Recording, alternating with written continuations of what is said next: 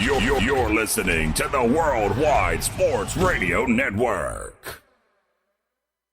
Black 33. Live at the studio of Worldwide Sports Radio. All right, let's go. It's the Third and Long Show. And here's your hosts, Matty Caps and KT Hepburn.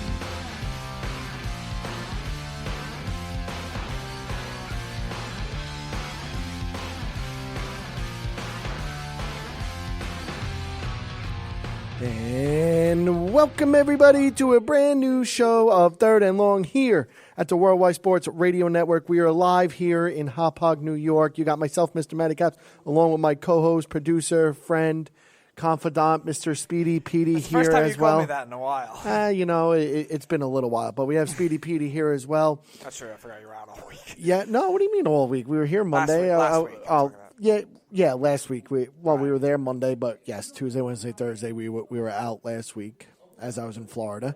But now, ladies and gentlemen, you got myself again, Mr. Matty Caps, along with Speedy Petey here, and we have a bunch of stuff to talk about because guess what?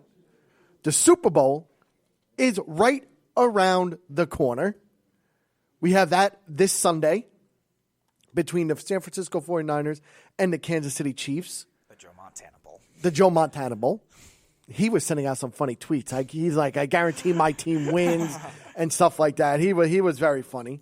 We also are going to talk a little bit about Dusty Baker becoming the Houston Astros manager. I'm sure Speedy has a bunch to say about that, so we're going to get into that.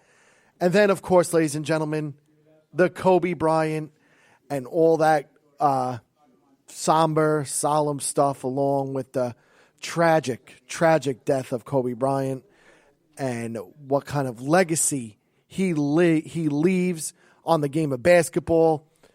We're going to talk about his most memorable games. I'm going to talk about 5 of his most memorable games. We're going to get into that, and I'm going to hear what Speedy has to say as well. But let's get into it right now. Speedy, how are you today? How are things? How's life? What's going on? I mean, it's pretty normal right now. I mean, it's interesting having to host yesterday with the Beeve. I'll say that. That was definitely a surprise. Home stretch, Tyler was expected. Then he was emotional like So you. the Beef stayed for 2 shows yesterday. He did. He stayed for half of home stretch. Okay. It was just kind of all surprising. It was scrambling around. You didn't do your show, then Steve didn't come in. So it was tough having to scramble around. Everything beyond that, though, was pretty normal. And here I am again, just living the dream. Pretty much. Living a dream. Well, ladies and gentlemen, we're going to get into it first, and we're going to still talk about the tragic passing of Kobe Bean Bryant because this hit home to a lot of people, and I understand where everybody is coming from. There's been some backlash from ignorant people that just don't get it. Vanessa Bryant, the wife of Kobe, lost her daughter and lost her husband. I don't even want to fathom or think about what she's going through right now because I can't even think about what she's going through right now. Anyone who's criticizing her for not speaking, you would do the same thing. I wouldn't even speak for the next year. I wouldn't say a word about anything and just deal with everything that's going on. But I give her a lot of credit for what she's going through and how she's dealing with it. So again, Vanessa Bryant, my thoughts and my prayers are with you and the entire Bryant family. I definitely feel for the 3 daughters and everything going forward. But Speedy, I know we talked about this on Monday for a little while and stuff, but I tend to forget. How do you feel about this type of situation right now with Kobe Bryant? And let's get right into it. What kind of legacy do you think this leaves on the game of basketball? Well, it's a huge one for sure, just because Kobe meant so much to so many players, so many coaches that he was with throughout his career. Obviously, he played against a lot of them too. And just the franchises in general, you see the impact it had. And I mentioned this Monday too. I would say if you were to poll people last week among current NBA players, 90% of them, I would imagine, would have Kobe Bryant as a primary influence. And again, some maybe even more than that as one of their influences, even if it wasn't their primary guy that got them into the game. He was an influence in some way to everybody. And I remember what I told you. Don't be surprised if guys start giving up their numbers, and you're seeing that. Well, now. you're seeing it, but you're also seeing guys get his number. Joel Embiid last night scored 24 points, and he was wearing the number 24 for Philadelphia at home, right. where Kobe Bean Bryant basically grew up when he moved back from Italy. Because let's be real here, Kobe Bryant played professional in Italy ever since he was like 12 years old. Right. And then he moved back to Philly, went to Lower Merion High School, and the rest is just history. Right, and props to the Sixers, too. They also had all the players in warm-ups wearing 8 and 24 as well. That was a really classy gesture. So you're just seeing the impact across the league. And like I said, even teams that were competitively victimized by Kobe Bryant, either in the NBA Finals or in the playoffs, the Sixers being one of them with Allen Iverson when he was there in 2001, I think it was. And when he did that famous step over Tyronn Lue after hitting that big shot in the corner. Right. So teams like that, even, again, Western Conference opponents, the Spurs, the Nuggets, the Blazers, etc. Just the whole league is really doing a great job just dedicating all their games, all this week really, to the legacy that Kobe Bryant left on, the influence he had on their team as it stands right now, their team as it was built then. Just you had to prepare for him. You mentioned it on Monday. He's as fierce of a competitor as you can get in any sport. And his legacy from a basketball standpoint really has shown throughout the league. And I think the NBA has really done a great job, and the players have done a great job. They know how much somebody like Kobe Bryant really meant to them as a whole. And you look at basketball as a whole with his daughter, too. I think Kobe was doing a great job after his retirement, really expanding the sport of basketball for women, getting more women to watch because of his daughter, and WNBA really helping out. The college women's basketball really helped out because of Kobe and his daughter as a whole, that influence, and really just doing a great job as a whole for all sports, too. Just he is improving the popularity everywhere, not just the NBA, but all over the world. Other professional leagues all over the world, other sports. Just really, Kobe meant a lot to a lot of those people. Regardless of his past, and people are going to and people are ignorant and bring up his rape case that got dropped and the civil suit. Regardless of all that, Kobe Bryant was an ambassador to the NBA. He was cared for. He was a great husband and father to his girls. He loved Vanessa very much. I mean, listen, there's not a lot you can say about Kobe Bean Bryant.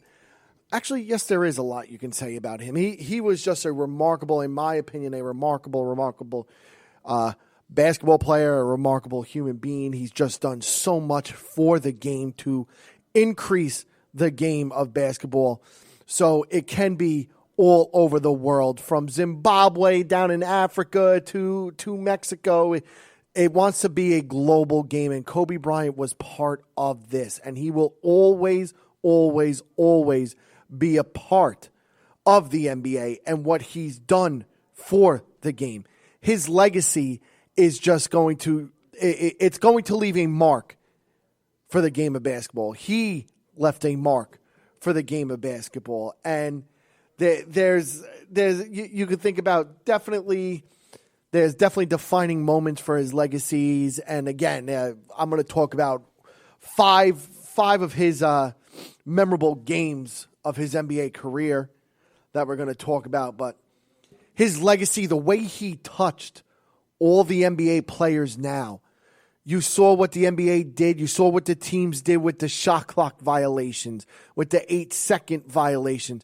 You saw everybody wearing shirts. You saw teams switching numbers. Spencer Dinwiddie is now not wearing number 28 anymore. He's wearing number 26. Guys are changing their numbers. Trae Young wore number 8 for in memory of Kobe Bryant. Joel Embiid scored 24 points, I think, last night. Wore number 24 in memory of Kobe Bryant. This is the type of legacy Kobe Bryant has left on the game. Kobe Bryant might go down, actually is going to go down as one of the greatest basketball players of all time. Of course, we know Michael Jordan is the greatest of all time. There's no, in my opinion, there's no questions asked. And again, I'm going to say this. Kobe Bryant is the closest player we've seen to Michael Jordan in ever. I haven't seen a closer player. Speedy, have you seen a closer player that mimics in Michael terms Jordan? of his style of play? Yeah, his style of play, the way he shoots it when he gets the ball on that high elbow, when he gets the ball in the paint, when he gets the ball 15 to 17 feet. There's not a lot of people that could do what Kobe Bryant can do. And he has done so much for the game of basketball. And it's just a tragic, tragic shame of what happened to him and his daughter Gigi, who, again, Gigi was even honored by the UConn Huskies. She had a dream to go play for Gino Auriemma. They left a UConn number 2 jersey on the end of the bench with flowers and stuff. I mean, Gigi was going to be a superstar because of her father, the way her father trained her and all that stuff. It is just a sad, tragic situation. And now there was new reports coming out about Kobe Bryant and that tragic helicopter plane crash. And they apparently didn't have a machine in the helicopter that could tell you like the density of the fog and stuff and everything. They were missing something very important in that helicopter, and he still took off. The more the stories come out, the more it's just disheartening, and it's just, I still don't want to believe it. I wake up every morning that I'm just in a dream. Like, I just don't want to believe what happened to Kobe Bean Bryant.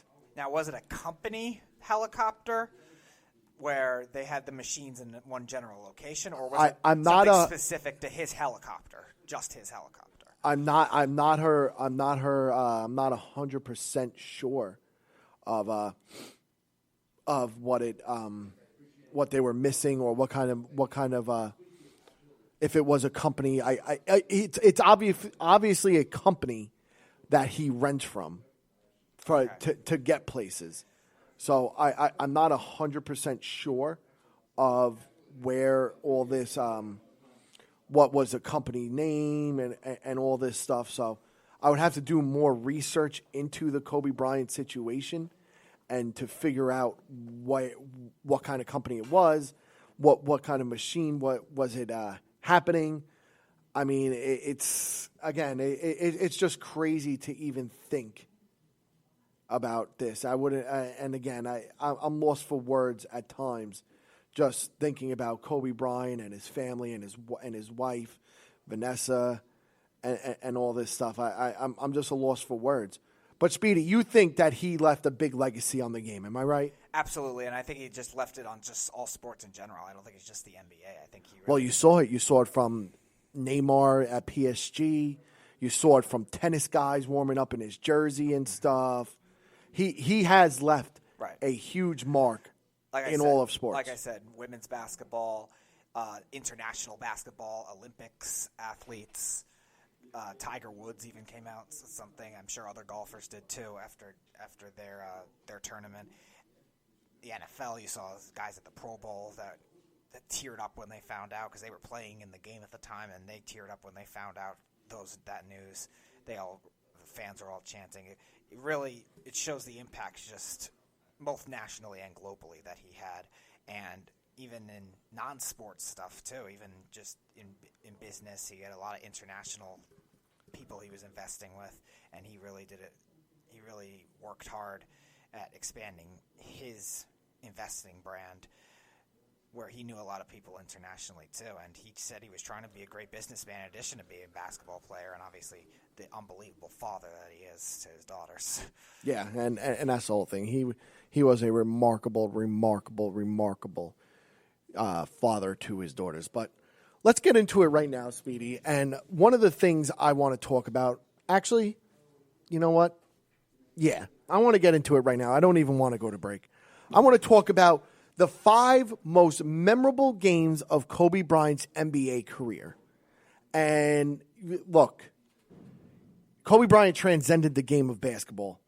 Okay, he entered it. He entered the NBA in 1996, and he provided highlight after highlight after highlight up until his retirement in 2016. And you look at it, I'm going to start with this game. 65-point game on March 16th, 2007 versus the Portland Trailblazers. What he did there against the Trailblazers at the Staples Center is And this was right after Bryant came close to reaching the career-high 81 points just over a year earlier. And we're going to talk about that 81-point game a little later. The superstar guard lit up the Portland Trailblazers with 65 points as the Lakers won that game 116-111. And what's even more shocking to me about that is his shooting percentage, his free throw percentage, his three-point percentage. He shot 23 of 39 from the field, 11 of 12 from the free throw line, and he also made 8 3-pointers that game. That is something you don't ever see, really ever. Okay? And now, I just got an update that Dusty Baker has agreed to become the new manager of the Astros, so we will be talking about that a little later. Nate McMillan was the head coach of the Portland Trailblazers at that time, and when you see what the stuff he had to say about that, and following the heartbreaking news, the now Indiana Pacers head coach told reporters he's seen Kobe Bryant firsthand talking about this game. He lit them up. He says he remembers he was shooting threes and he was on fire, and we had him in a trap. We had him deep in the corner. He had nowhere to go. He should have passed the ball. He's facing his bench, and he just turns and shoots it, and it goes in. He really became like Michael Jordan in the sense that when you watched him play, could he do this all again? Could he create the magic again in the fourth quarter? And guess what? Kobe Bryant did that in the fourth quarter. Speedy, do you remember that game at all, the 65-point game? 07? 07 No, when... I think that was before I started watching, because basketball I got into later.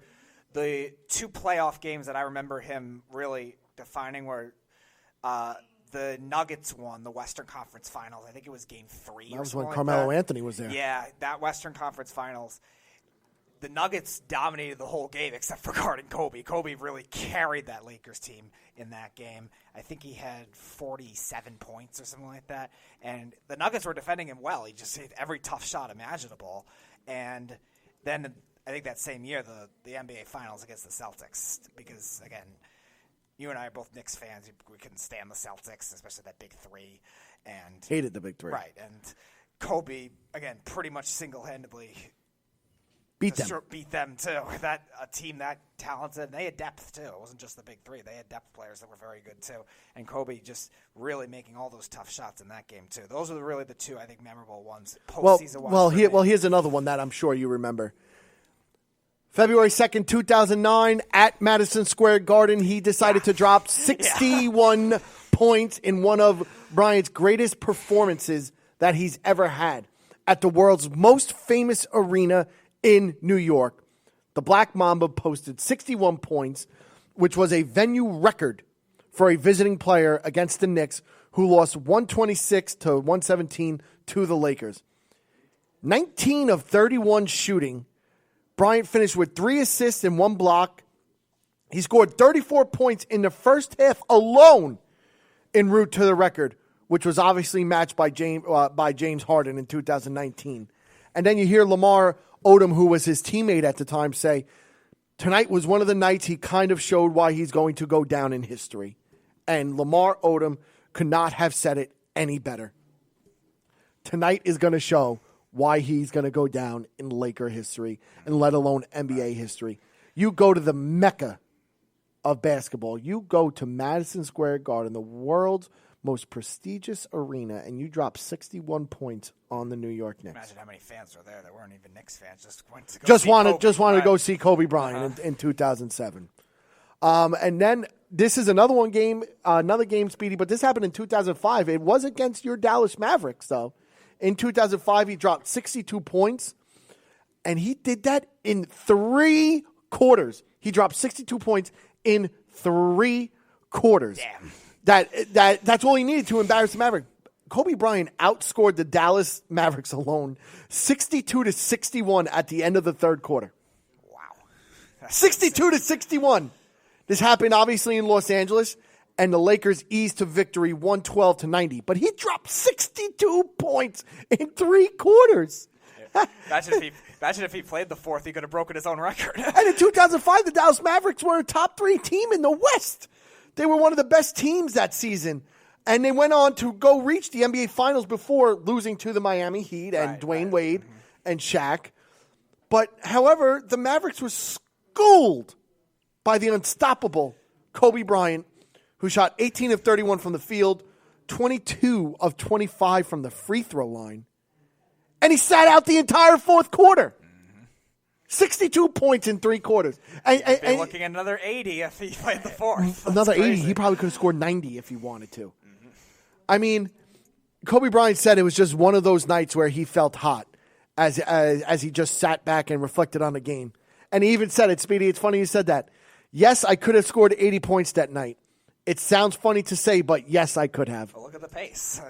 82 points or 62 points in 3 quarters. That's a pace of, we would get to 80, yeah. Yeah. So, again, that's just unbelievable on what he did. I forgot he did that in 3 quarters. I forgot he did that. And that's just something that you don't ever see. Ever. When was the last time we saw something like that, Speedy? 62 in 3 quarters. Yeah, nothing that comes to mind for me. I know Steph Curry did 50 in 3 quarters, but not 60. It's just remarkable. And now, ladies and gentlemen, we're going to get into the 2 most memorable games of Kobe Bean Bryant's career. And one of them is the 60-point farewell game against the Utah Jazz, April 13th, 2016. And that game was just replayed on Monday night. I watched that full game in entirety. And he started off like 0 for 6. Okay. But Kobe Bryant bid farewell to the game of basketball in the only way he knew how, with an exclamation mark. It was a true Hollywood goodbye as Kobe Bryant capped a career spanning 2 decades by scoring 60 final game points in a 101-96 victory over the Utah Jazz at the Staples Center. That was something. Bryant drained 23 points in the fourth quarter, posting his first 50-point game since February 2009. Kobe Bryant had this to say: "It was hard to believe it happened this way." He played 42 minutes where he was only supposed to play like 28. Oh, that whole season, I think he was limited as it is because they wanted him to finish the whole season. But he did take an attempted a career-high 50 shots, which he was shocked about. He didn't expect to take 50 shots. And he obviously said the perfect ending would be a championship, but tonight was just trying to go out, play hard, and try to put on a show as much as I possibly could. It felt good to be able to do that one last time. I watched that game. And Gordon Hayward was an all-star at that time with the way he was playing the game. Year there, yeah. With the way he was playing, and then Mike Tirico, who should never open his mouth, this week he actually called out Gordon Hayward, and Gordon Hayward put him basically back in his seat and said, "If I let Kobe Bryant score 60 points on me, he would have zero respect for me. I would never let a man score on me if I could." That's easier said than done anyway. Exactly. But if that doesn't put Mike Tirico, who was a little skeptical about Kobe Bryant going on for 60 that night, if that doesn't put him back in his seat, I don't know what else does. That's fair, but Gordon Hayward isn't exactly the best defensive player either. Yeah, but he was still an all-star at that time. He was still playing very good basketball before his ankle broken injury the following season. Like he was still playing at a high level for the Utah Jazz. I remember that game too. Was the same day as the Warriors were going for win number 73. So it was both games were at the same time. It was simulcast, and I remember I was in college at that time. I was busy. I had some paper to write, I think, at the end of the year. And I was simulcasting both those games, but the Warriors got up so big that at this point you just focused on Kobe. That was it. That was the player you wanted to see one final time, and that was a memorable game. You could just tell the Staples Center crowd was really electric that night. You're right, he started off a little rusty, but we knew it was Kobe's night. We knew something special was going to happen, and that was some special game and some special night in the NBA for sure. 100%. It was very, very, very special that night. And now you look at it, here we go. The final game that he put an exclamation point on, 81 points, January 22nd, 2006. The highlight of a stellar career and the night Bryant threatened to surpass Wilt Chamberlain. He played 1,346 NBA games leading up to this, but he was well and truly in the zone against Jalen Rose and the Toronto Raptors, scoring 81 points, just 19 shorts of Chamberlain's legendary 100-point outing in 1962. Bryant produced 48 minutes of pure brilliance to lead the Lakers past the Raptors 122-104. It was a display of his efficiency as Bryant outburst. He shot 60% from the floor and 53% from the arc, from beyond the arc. Who would have ever thought that Kobe Bryant would be able to do this type of game? And if you want me to read the box score to this game of the LA Lakers alone, Smush Parker had 13 points that game. Chris Mim had 12 that game. Who's that? I don't even know that. The center from the University of Texas Longhorns back in like 2001 or something. He came out. Okay. 7-foot white dude. Lamar Odom had 8. Kwame Brown had 3. And then the bench, Sasha Vujacic had 3. And Brian Cook had 2.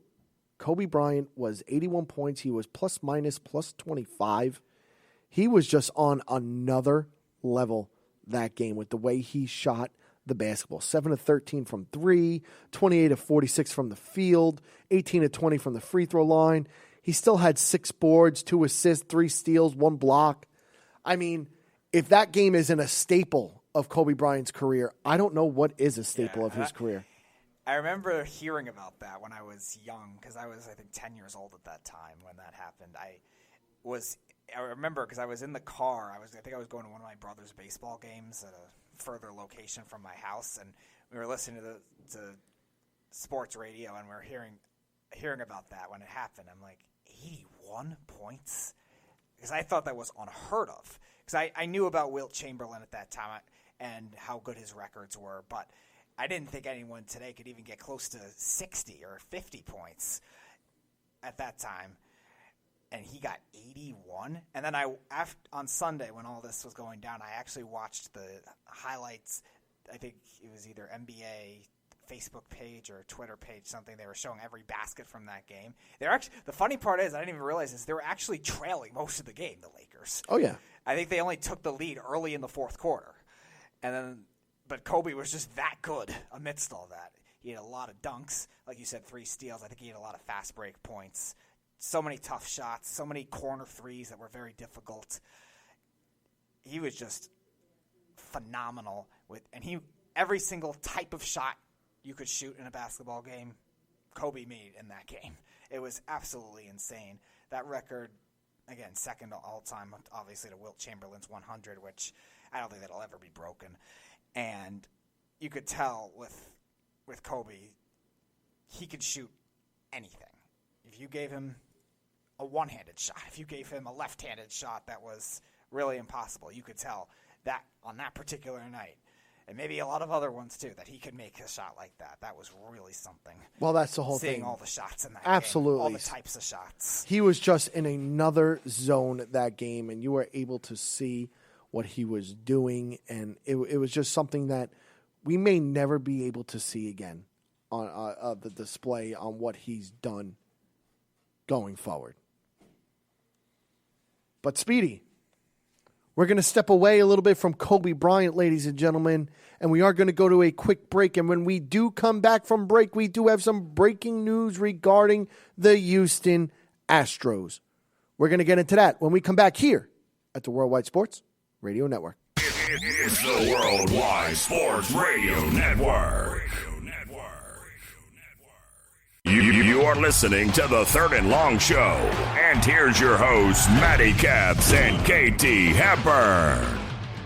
1-845-478-3272 is the number to reach us here at the Worldwide Sports Radio Network. You got myself, Mr. Matty Caps, along with my co-host and producer, Mr. Speedy Petey, here as well, with some breaking news for all the listeners who haven't known, but this has been an ongoing story in Major League Baseball. I'm going to step away from the Astros' cheating allegations and Stein stealings and all that good stuff. Dusty Baker has been named the new manager of the Houston Astros. And Speedy, I ask you this. What kind of move do you think this is for Houston? And what kind of move do you think this is for Dusty Baker? Because if you want me to be honest, I love this move for Dusty Baker, and I love this move for the Houston Astros. Really? Love it. I don't like it. Why? Here's why. If the Astros are going to try to repair their image or try to create a new one, I think... Why not have a guy that's old school? I don't think that's who they are, though. I don't think they are old. Well, they have to. You just said they want to change their image, right? They need to do something different. And going old school and getting away from A.J. Hinch's bad stench that he left with the cheating and stuff, I don't understand how this is a bad move. I don't think it's an image like that. Here's the thing with the Astros, the way they are and the way what they've become. I look at the Astros right now, and they're going to have to hope that certain factors will happen for them to be able to compete throughout the year. Obviously, the players all obviously not getting suspended, which I still think will happen at some point. So you think someone's going to get suspended like Altuve or Bregman? I think, like I said many times, they're going to find more evidence on which player specifically did it, and at that point I think they will end up being suspended. Fair. Now, here's the problem with that. I think, obviously, in a best-case scenario, the Astros on paper are still a competitive team. They're not going to be as good, but they're going to be competitive. Dusty Baker, for one thing, is the anti-analytics guy because he is very old school. He managed for a long time in the 90s and into the 2000s. He's a great manager. Here's the problem I have with it, though. The Astros built up these players through the analytics. They built up the players through advanced concept-based stuff. That's why I say they rebirth pitchers very well. Dusty Baker has been a guy that it seems like the game has passed him by. Even though he managed this recently with the Nationals, it just seems like the game has passed him by. And the other problem with this, too, is while he has a winning record in his managerial career, if the Astros for some reason do get into the postseason, he's not a good playoff manager. He made one World Series with the Giants back in 2002. They lost to the Angels. But look at the Cubs teams in the mid-2000s that were very talented. Well, look at the Reds teams at the start of this decade. Let's talk right now. He's agreed to a 2-year deal to become the manager. He's 70 years old. He becomes the oldest manager in major leagues. He last managed the Nationals in 2017. He ranks 15th among all-time wins with a 1,863 and 1,636 record over 22 seasons. That includes a National League pennant with the San Francisco Giants in 2002. Okay. You look at this right now, and since 2018, Baker, a 3-time National League Manager of the Year, has served as a special advisor to Giants CEO Larry Baer, working in both baseball and business operations of the club. So you look at this right now. He's obviously replacing A.J. Hinch, okay, who was fired with the general manager, Lanao, by the owner, Jim Crane, on January 13th, so not too long ago. This was two weeks ago, really, okay? And you look at this move right now, Dusty Baker, I think, could be the answer to just, for 2 years, just to get these guys away and get them back to prosperity again. Who would you like to see in a Houston Astros dugout? Who would maybe want to even take that job with all the stuff that's going on in Houston? Well, that's why I said it was good for him. I think him taking the job makes sense on his end. I think he still wanted to manage again. He loves the game. I just think in terms of the fit, I think the game passed him by a while ago. And like you were saying, he's more old school. Now, again, he did work in a front office position with the Giants, but let's not forget the Giants are still kind of that old school team too. The way they won wasn't really as analytic driven as we've seen other past champions. 2010, 2012, it wasn't as prominent in the game yet. And obviously 2014, they won with pitching and slap hitting and base running defense, anything like that. Things that go against the primary basis with analytics. A lot of the players were older too. So I don't really judge that organization as something that he's really grown into that. And the Astros, for the most part, are a younger team too. So I don't really know if that's a good fit. Plus, like I said, not a good postseason manager if they do somehow make it in. I don't know if they will. We'll see if the players get suspended or not. And he's had trouble in the playoffs with really talented teams. Those Cubs teams were very good. Cincinnati Reds at the start of this decade, they were a good team. Those Cubs teams in 2003 through 2006, I'll give you that 1 year with Moises Alou with that catch in left field by the fan or whatever. I'll give you that 1 year because that year was that 2004, right? No, it was 2003. That was his rookie season basically with the Chicago Cubs managing, because he did do the Giants from 1993 to 2002, and then he went to the Cubs right after. So it was his first season with the Cubs. Right, but those were really talented teams. That will be the one team I'll give you that Dusty Baker should have done a better job with that 2003 team, because that 2003 team was set to break the curse. Even though the curse was eventually broken, that team was set to break the curse that year. But with they the had team many they other had. chances after that, too. And that team was really good. They had pitching with Kerry Wood, with Mark Pryor. They got Greg Maddux later on. They had Sammy Sosa in 2003. Sammy Sosa, Derek Lee, Aramis Ramirez. That was a really good team. Well, keep in mind, they had some injuries, though, that year, too. Kerry Wood missed because of injuries. What's his name? Mark Pryor missed of injuries. I'm not talking about just 03, though. I'm talking about 03, 06, 07. There were many different chances that he had. That team was really good, and they couldn't get anything going. Now, part of that could be the Cubs' curse mantra. That's fair. But, again, part of that is him, too. And then I look at the Reds. That was a really talented team. Joey Votto, Brandon Phillips, Scott Rowland they brought in that year, who was really And they good. lost in the NLDS, right, that year? Right. They lost to – let me think. Yeah, they lost to the Phillies. The Phillies were a talented team, too. So, yeah. I mean, but they were also getting older. They lost some players 2007. Didn't the Phillies go to the World Series in 2000? No. This was 2010. 2010, sorry. 2007, he was still managing the Cubs. But that was another really talented team. They lost to the Dodgers, and I think they were a better team at that time than the Dodgers were.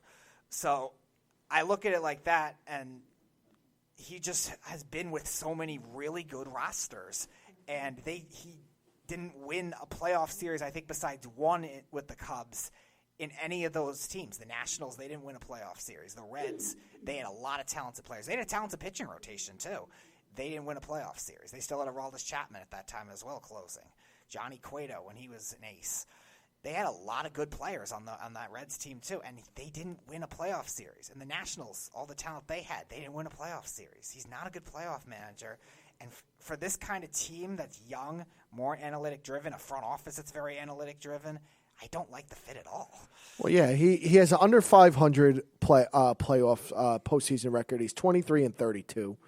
From 1993 to 2002 with the Giants in the postseason, he was 11-13. With that Cubs team, and from 2003 to 2006, he was 6-6. From 2008 to 2013, he was 2-7.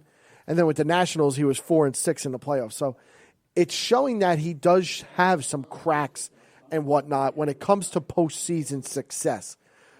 But to sit there and not think that he could be the answer for the Houston Astros, who, let's be real here, they're a talented team regardless. If nobody gets suspended or whatnot, that's a 100-win team for the past 3 years or 2 years, whatever it was. Am I right? How many for the past 2 or 3 seasons, right?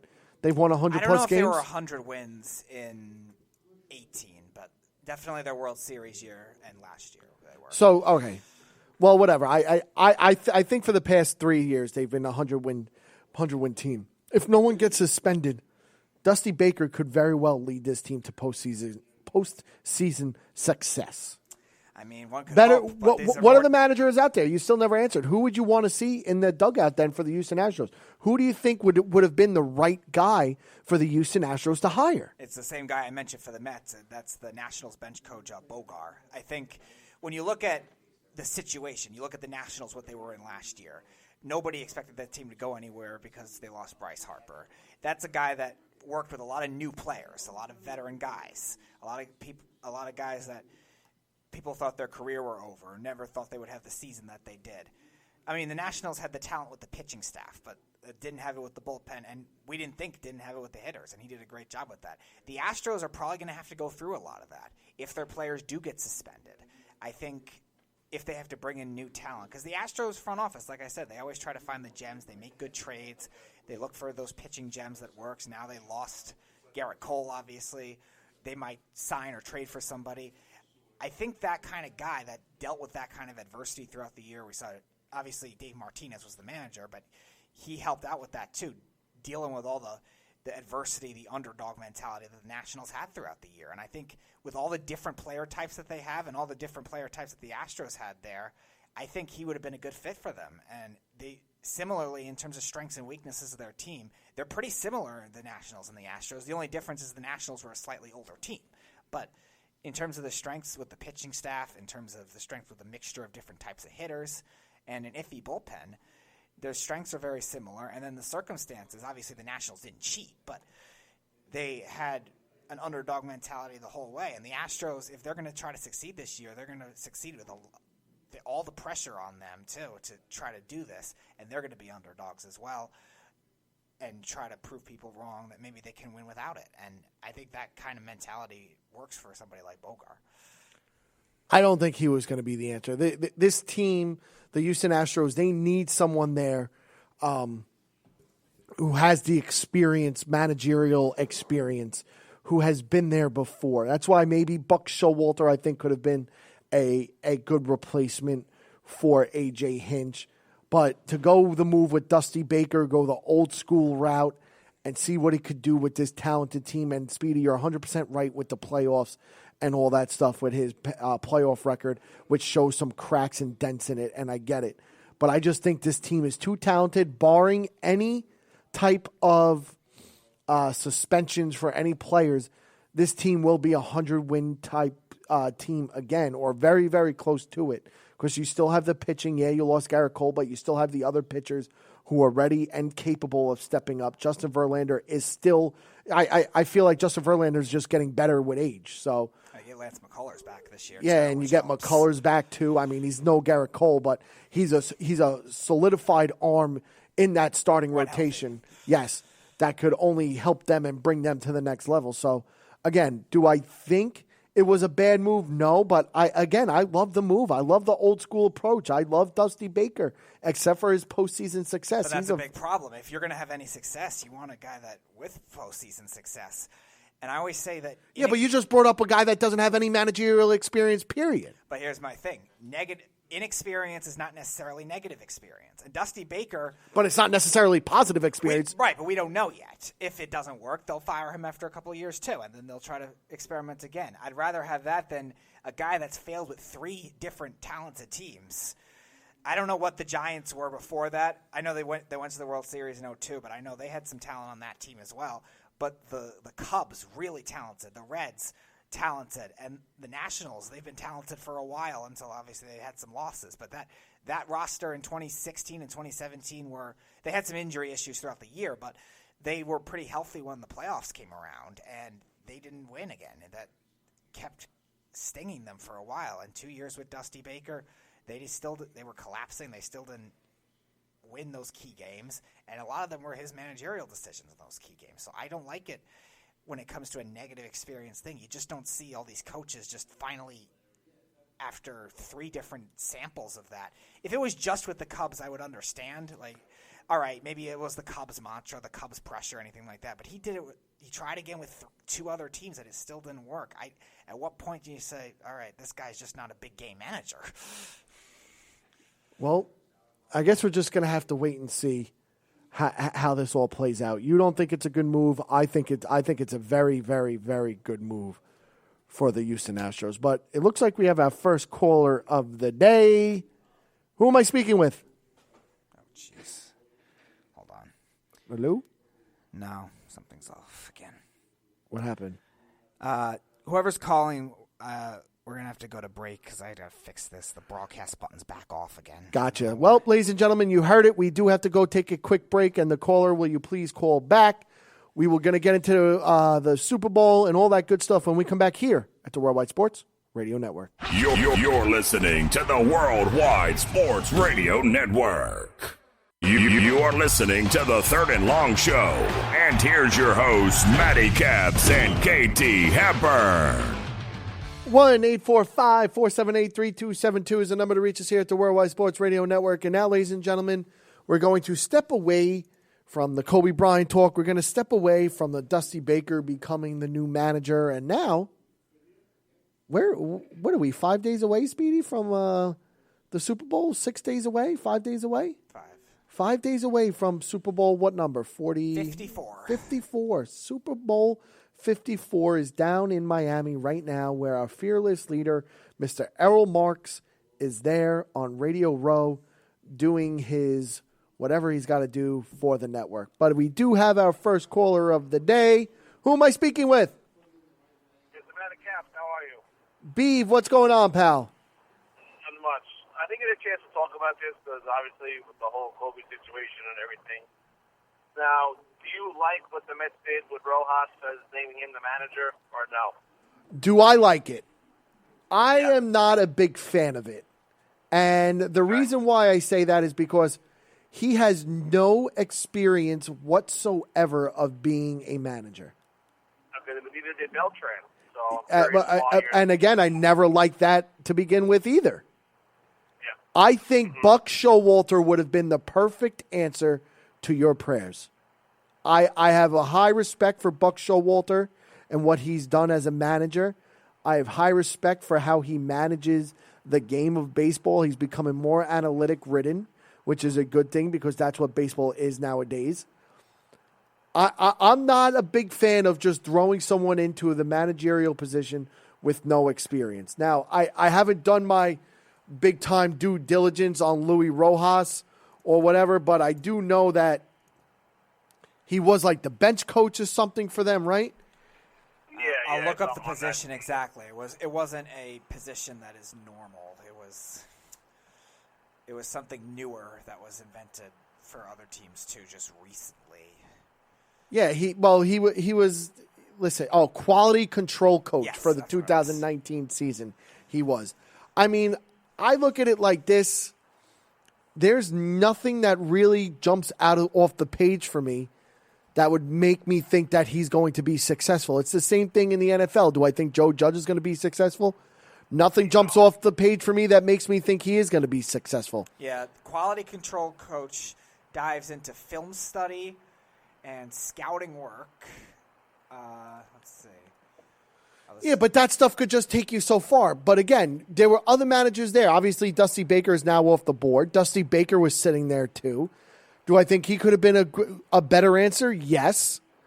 That other guy, who was that other bench coach that I liked? That actually was he from the Giants? Yeah, you liked him. I didn't. Yes, I liked the bench coach for the San Francisco Giants. I know it started with a B. Yeah, I just don't remember his name. But Luis Rojas, there's nothing that makes me think that he's going to change the culture that's going to make me change what I think about the garbage from Queens. And right now, in my opinion, they're still the garbage from Queens. Well, I mean, I didn't like it either, and I didn't want Beltran to begin with anyway. Everyone knows I wanted Girardi. That was the manager that the Mets should have got. I mean, but, with that whole Beltran situation, I mean, they should have, like you said, they should have let the Buck Showalter or maybe give Wally Backman a shot. Wally Backman, that would have been an interesting move. I wouldn't have minded that. That would have been an interesting move, just because of how fierce and fiery he is when he's a manager and stuff, especially when he got thrown out, picking up that base and whatnot. I mean, I would have took Wally Backman over this guy Luis Rojas. That's one thing for sure. But when you have other guys that have shown over and over again that they can manage in the major leagues, like Dusty Baker at that time, like Joe Girardi at that time, like Buck Showalter at that time, and you just go away from them, it just kind of shows what kind of culture the New York Mets are. And right now, it shows that they're not a winning culture. What's up? They had to do with fans, maybe. They had to do with fans because they know within 20 days, pitchers and catchers are reporting, and they have no manager, so they had to make a quick decision. Yeah, but I don't know. But let me ask you this: do you think this was the right decision? I don't think it was the right decision. No. Okay, so there you go, and I'm sure a lot of people didn't think it was the right decision.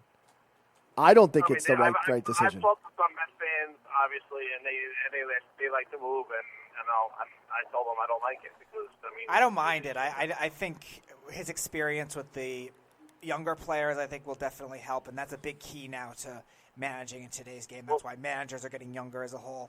He managed Class A, I think Double A, in the Mets farm system, so he knows a lot of those players, especially the younger ones. So that will help. And I'm reading it now. Quality control coach What it is charting different situations. Now, this is specifically for football, the one I'm reading, but I feel like it'll be applicable for baseball too.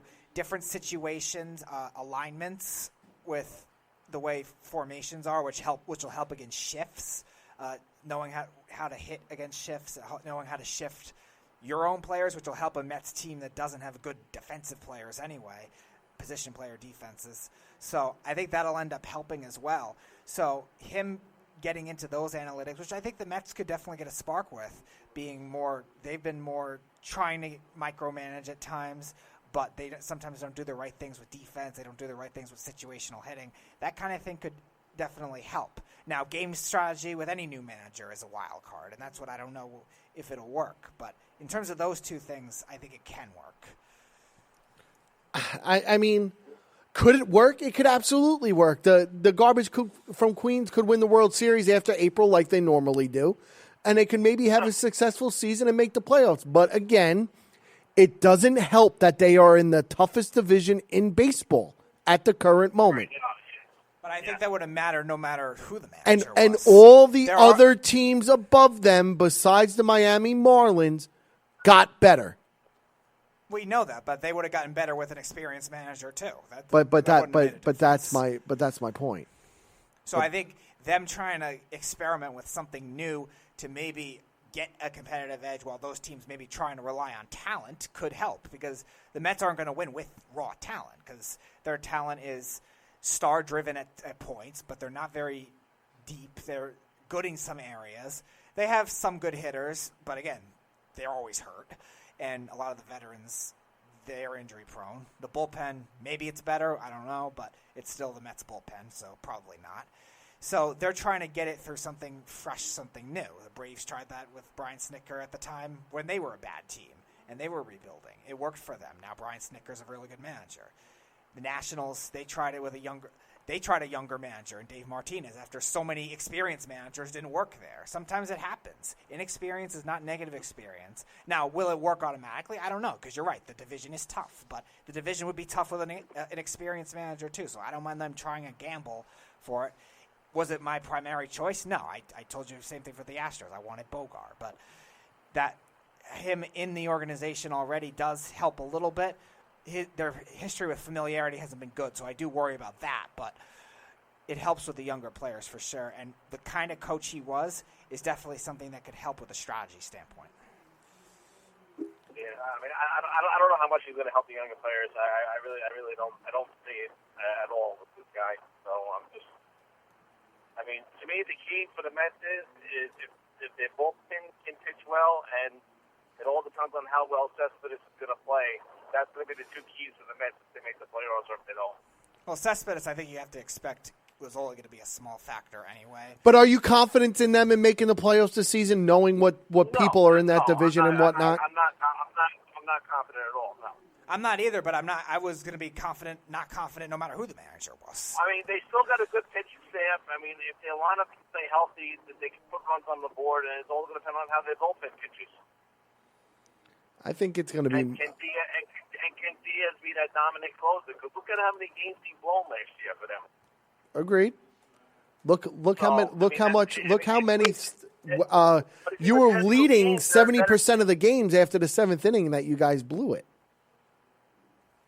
Like they lost the games after the seventh inning, right? Yes. Yeah. That's what I was saying. You guys blew it.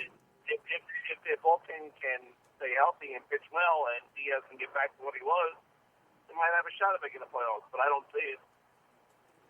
Well, again, it doesn't matter who the manager was or whatnot. I didn't see them making the playoffs this season anyway, because again of who's in front of them and all the teams getting better. The Phillies are going to make the playoffs this season. Joe Girardi, adding him, adding Wheeler, adding Didi Gregorius. They're in a win now type mode going for that. I know Washington has a good team, but to me they overachieved last year. Yeah, we'll see. They'll still be competitive. They're still going to be good. That pitching staff is still really, really, really, really good. No, I know it is, but I mean, look at them the first half of baseball season, how bad they were. Then all of a sudden they were. Well, Yeah, course. but that's baseball. It's a 162 game season. You don't need to be the best at the beginning. If you get to the playoffs, you could be the hottest team getting into the playoffs, and boom, you're the World Series champions, like the Washington Nationals. Nobody's locking them in as a playoff team, but they're still going to be a competitive team regardless. I'm not saying second wild card, the first wild card team might come from a different division, but they're still going to be a competitive team. No, I understand that. I'm just saying they overachieved because no one picked them to be there anyway. But no, you're right. They're still going to be very competitive, and yeah, I mean, like you said, I don't even know what the over and under is for the Mets. I think it's 86 maybe. I haven't even looked yet. Very high. I'm surprised it would be. I haven't even looked yet. I don't know. I think it's 86. If you have a chance, look that up. I believe it's 86 wins. They have them predicted. Really, 86. But again, yeah, I know that's pretty high for them. Wow, So, 86 I wins. It could be. That's an yeah, interesting. it is. It's 86.5. Wow, let me look. National League. Wow. 86.5. It was at 85. 86.5. 86 and a half. 86 and a half. Yeah, 86 and a half. So, Wow. yeah, that's pretty high. Yeah, you're telling me that that is pretty high. If I was a betting man, I'd take the under on that because I don't see them winning 86 games. You know what? I don't see them winning 86 games either, just because history shows that they don't.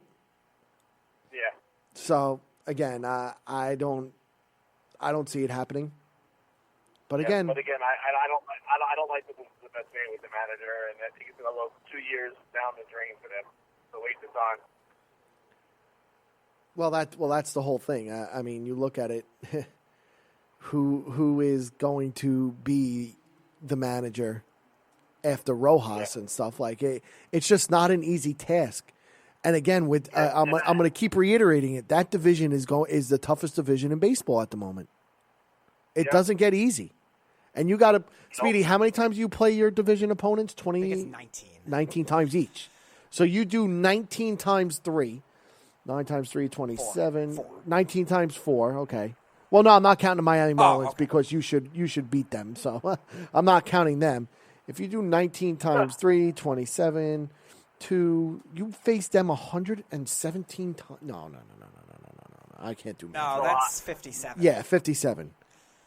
57 times you face division opponents, and that's not even counting the Miami Marlins, who you guys do lose to once in a while. In Oh, Miami, yeah, sometimes. So I mean, it's crazy to think that it can go all the way down to that, and